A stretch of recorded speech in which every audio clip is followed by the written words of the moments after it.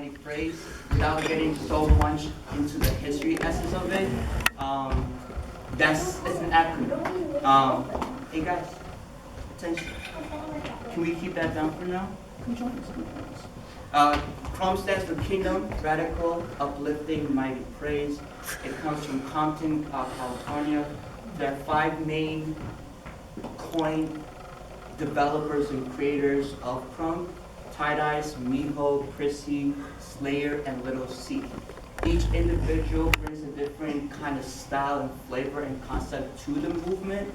Tie-Dyes brings the technical animation side of CRUM. Miho brings the big powerhouse martial arts concept to CRUM.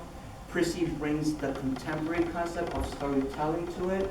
Slayer brings the character of CRUM to it. And Lil C brings the swagger or style to CRUM. Basic, I'm just gonna, because I could talk forever about the history of it, but those are the founders, the acronym for CRUM. Basic fundamentals that goes into it are first your stomps, chest work, arm work, and then footwork, right? Footwork and stomps are different. Stomps is what gives you the power and energy. It connects you to the ground, and it usually can be something that triggers something to move, right? So your basic stomp is here. You have essence where you want to ground yourself. Well, first posture, right? Posture is very important so that you don't damage and hurt your body, right? Because it can be very straining on your body. Anything can be that's physical if you don't understand the posture that goes into it. The posture for CRUM is essentially, let's start with our feet together. Take one step out so that you have access to both your heel and toes in this essence, and then we bend down. Our posture can start here, but essentially we want to then punch in so that now we have access to our shoulders. And because of the hunch, it gets us into our core and hips so that we now have access to then go multiple different directions. If I'm up here, limited to get to the floor. If I'm here, I have more access and mobility, right? So this is your posture for CRUM. This automatically gives you access to the floor, up, and many different ways. The stomp is coming from the inside of your foot. Try to avoid doing this or this. We want to go into the center of our foot. We're bending the knee and going down, right? 1, 2, 3, 4, 5, 6, 7. Now watch your posture, right? If you're here and you're stomping, and if you don't have the understanding of it, that's how you're actually hurting your joints. Being in this posture and then understanding that the knee bending and me going down into that stomp actually generates power through you. This can generate power when you understand that I'm bending my body to go into this, because your body's gonna move with it, right? Your torso's gonna move, your hip is gonna move, everything's gonna move when you get into that stomp because it's supposed to generate power, right? So avoid just stomping, right? Really put your body into each stomp, right? This is your basic stomp. You have power stomps, which come from scoops. Your basic scoop starts back here, and it scoops, right? So think about scooping from your heel, and then you go right back down into that basic stomp, right? So your basic stomp is 1, 2, 3, 4, 5, 6, 7, 8. Your scoop stomp is here. 1, 2. Because you're scooping and still going straight into that bounce, right? So we go back, you scoop, and then down. 1, 2, 3, 4, 5, 6, 7, 8. 2, 3, 4, 5, 6, 7. 1, 2, 3, 5, 6, 7. 1, 2, 3, 5, 6, 7. It should almost have high knees into it. You can do it here without having to go back, but the going back helps you adjust your posture so you can push your body into it. Basic concept for stomps. There's so many different variations, but those are good 2 ones to start. Then we have some footwork. Footwork necessarily doesn't mean traveling. It can be in place. This is a basic footwork. This is called a kickback. Now, it's a basic stomp, but I'm adding a twist, right? So I'm twisting or pivoting. There's multiple ways to do this kickback. I like to go in when I kick back, right? So I'm doing a basic stomp while my other foot is twisting, boom, right? So if I face this way for you to see, I'm going 1, 2, 3, 4, 5, 6, 7, 1, 3, 5, 6, 7. You can also on your heel. Yep, but you can do it on your toe too. You have a lot of people that will do these type of kickbacks, right? I like the heel because it keeps me more grounded and compact in my body, so I can go straight into my arms right away. So stomps, footwork. Another type of footwork is gallop. Oh, nice. This gallop here is essentially a hop, stomp, hop, stomp, hop, stomp, hop, stomp. So what I'm doing is this leg is coming back, and then I'm scooping this down. I just add a hop. So without hopping, I'm going 1, 2, 3, 4, 5, 6, 7. It's like a cross step. That's the crossing. This is a cross step, right? Yes. All I do now is add a hop.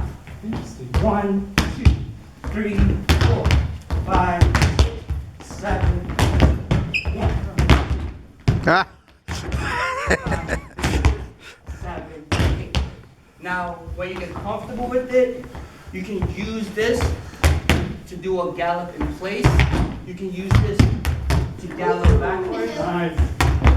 You can use this to move different ways. You can use this to gallop in place. Always.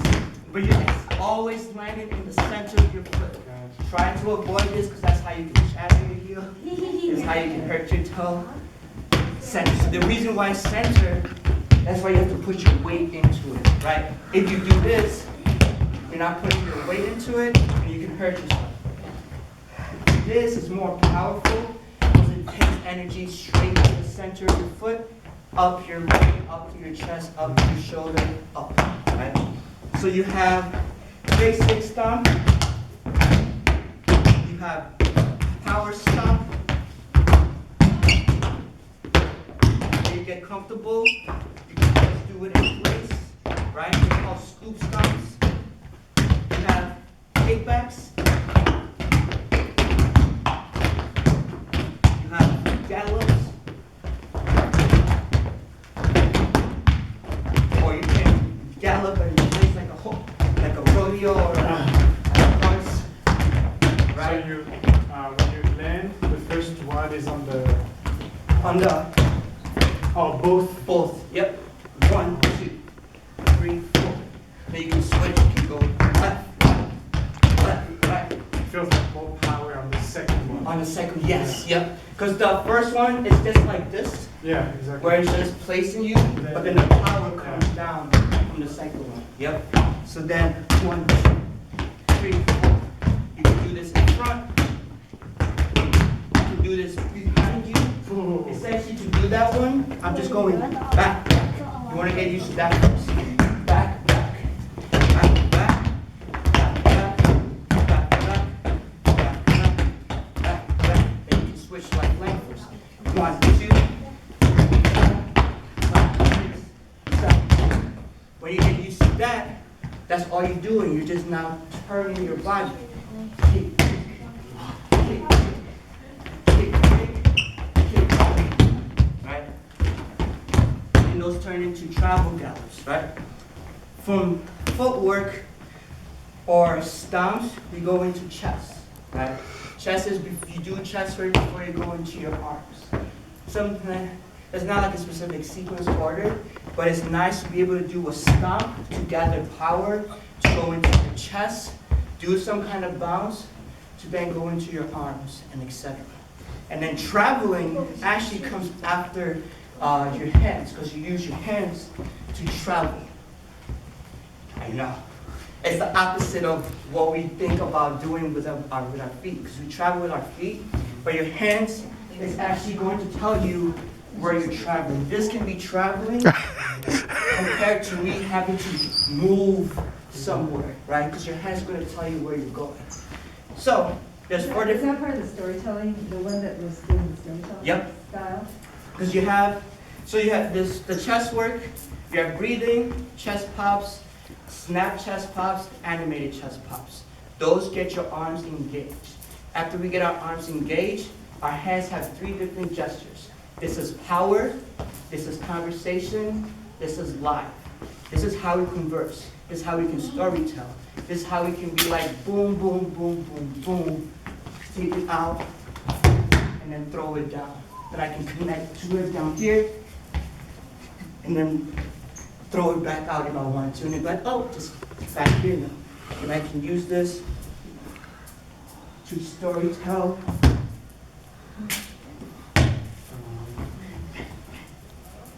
And instead of... The feet are following your hands. Yes. Yep. Your hands are moving you. The chest work, you have breathing, chest pop. Breathing, chest work.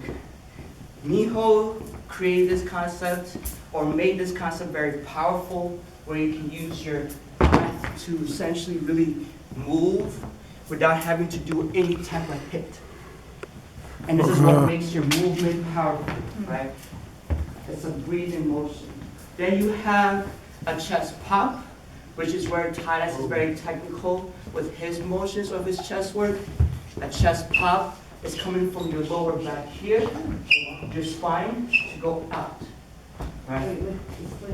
So you use this muscle here to align up into your chest, to drop your shoulders out, and make your chest go up instead of forward. If our chest goes forward, our shoulders can clash back here, our shoulder blades can hit each other back there and damage ourselves. So to avoid that, the spine realigning up takes our chest work up so that we don't do forward, which can be, because I used to do that a lot and I used to hurt myself from doing chest work that way. But the breathing of the essence of having something around your chest and then pulling it up, right? You're always going up with your chest work. Hey guys, can you put that down for a second? Yeah. Your breathing chest work is coming up here, right? Then the chest pop is a push, right? It's breathing, push, but it happens in once. 1, 2, 3, 4, 5, 6, 7, 8, right? Your chest is engaged in the back, and that's why the posture is so important, because then it makes this more effective compared to being up here. If I'm down here, I can boom, boom. I can make it more explosive. From chest pops, you have snap chest pop, which is now bringing the chest pop inwards, right? So you have breathing, chest pop, snap chest pop, where instead of going out, you're bringing it in. So you breathe, push, breathe, push, breathe, push, breathe, push. Okay, but the breathing is still from here. It's still from there, yep. Because this will align it to go out and up, and then the goal is to snap it back in. It's kind of like someone's pushing you. Okay, but what happens back here when you snap it back here? When you go here, you hunch in that posture, and it still stays aligned. Oh, It still stays, just the top part, yep. So you still keep that out. The only thing that's engaging is your core now to push it in.